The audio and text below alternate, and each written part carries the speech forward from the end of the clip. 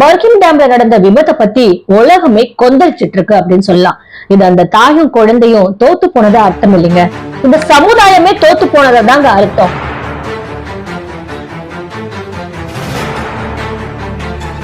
இந்த படம் ஒரு அம்மாவோட படம் மட்டும் இல்ல, அந்த நிமிஷத்துல கருணையும் சிஸ்டமும் நேருக்கு நேர் மோதின சம்பவத்தோட முழு கதை தான் இது.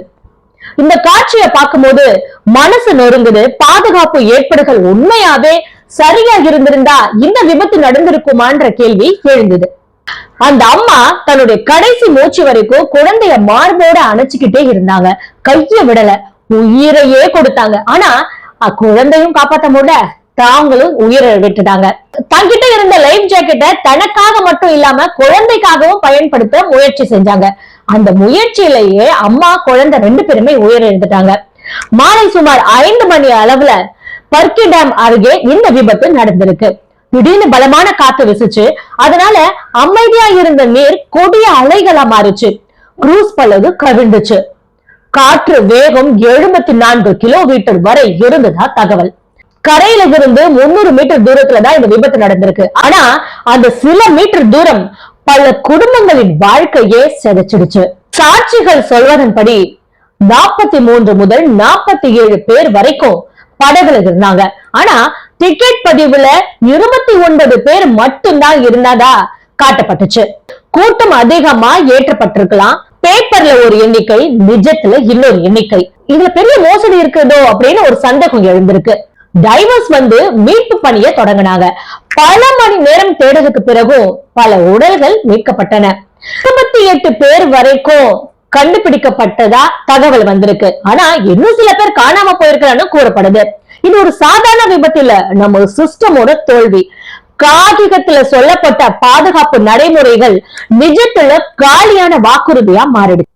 நமக்கு தோன்ற கேள்விகள் என்ன தெரியுமா? படகுல அளவுக்கு மீறின மக்கள் ஏற்றப்பட்டாங்களா? டிக்கெட் கணக்கில் மோசடி நடந்துச்சா? லைஃப் ஜாக்கெட்டுகள் போதுமான அளவு இருந்துச்சா? இருந்தாலும் சரியா பயன்படுத்த சொல்லி கொடுத்தாங்களா? மோசமான வானிலையில அனுமதி யார் கொடுத்தது? காற்று வேகம், வானிலை எச்சரிக்கை பார்த்தாங்களா? ரெஸ்கியூ டீம் தயார் நிலையில இருந்தாங்களா? லைஃப் ஜாக்கெட் இருந்தா மட்டும் போதாது, அத சரியா அணியவும் அவசர நிலையில உதவியும் ஒழுங்கா கிடைக்கணும். அந்த அம்மாவுக்கும் குழந்தைக்கும் சேர்த்து ஒரே ஜாக்கெட் பயன்படுத்தி இருக்காங்க. தனித்தனியா அணிஞ்சிருந்தா இருவருமே உயிர் பிழைச்சிருக்க வாய்ப்பு இருந்திருக்கும். மிஷின் பழுது காரணம் இல்லைங்க, மனிதனோட தவறு. கண்காணிப்பு இல்லாமை, பலவீனமான சட்ட அமலாக்கு தான் முக்கிய காரணம். அனுமதி யார் கொடுத்தது? இத்தனை மோசமான வானிலையிலையும் படகு ஏன் ஓடுச்சு? அதிகாரிகள் உண்மையை மறைக்கிறாங்களா? இது எல்லாமே விசாரணை செய்ய வேண்டிய விஷயங்கள். மீட்பு பணியிலையும் தாமதம் இருந்ததா கேள்வி எழுந்து. அருகில் லைஃப் கார்ட் படகுகள் இருந்திருந்தா, பயிற்சி பெற்ற ஊழியர்கள் இருந்திருந்தா இன்னும் பல உயிர்கள் காப்பாற்றப்பட்டிருக்கலாம். அந்த அம்மாவின் தியாகம் தோல்வி இல்ல, அது ஒரு வெற்றி. கடைசி மூச்சு வரைக்கும் தன்னுடைய குழந்தைய விடாம பிடிச்சிருந்தாங்க. ஆனா இது சமூகம் தோல்வி அடைந்த சம்பவம், சிஸ்டம் தோல்வி அடைந்த சம்பவம். பொதுமக்கள் அலட்சியம், அதிகாரிகள் கவனக்குறைவு, விதிகள் சரியா அமல்படுத்தாதது, இதுதான் பல உயிர்களை எடுத்துச்சு. இப்போ விசாரணைகள் நடக்கும், கமிட்டிகள் கூடும், கோப்புகள் எழுதப்படும். ஆனா உண்மையில குற்றவாளிகள் தண்டிக்கப்படுவாங்களா? இப்படிப்பட்ட சோக சம்பவங்கள்ல இருந்து நம்ம கற்றுக்கொள்ளணும். வானிலை சரி பார்க்கணும், படகு பாதுகாப்பு பரிசோதனை அவசியம், ஊழியர்களுக்கு பயிற்சி இருக்கணும், லைஃப் ஜாக்கெட் சரியா வழங்கணும், அதை எப்படி அணியணும்னு சொல்லி கொடுக்கணும்.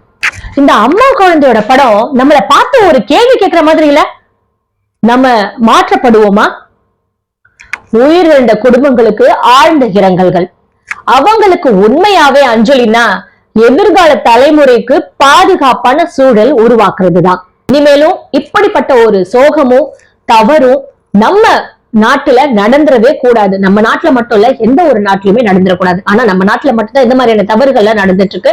வெளிநாடுகள் இந்த அளவுக்கு பெருசா நடக்கிறது இல்லை. ஏன்னா அங்க அந்த அளவுக்கு சேஃப்டி இருக்கு. இந்த சேஃப்டிக்கே என்ன அர்த்தம்னு கேட்பாங்க.